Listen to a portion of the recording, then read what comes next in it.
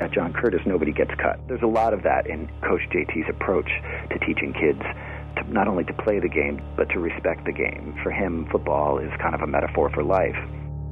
The team, the Patriots, is going to their final preseason football game, and that's when the family starts hearing word of this hurricane that's coming their way called Katrina.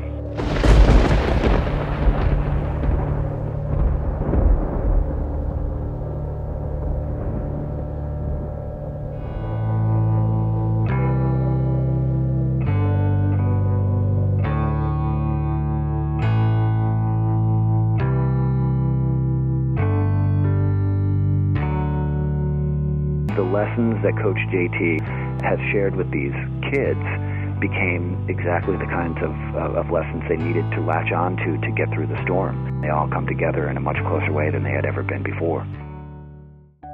And through that fall season, the football team starts winning game after game after game and makes it ultimately to the state championship game. It's not just a sports book. It's about the human spirit. It's about people helping people. And it is a truly American story.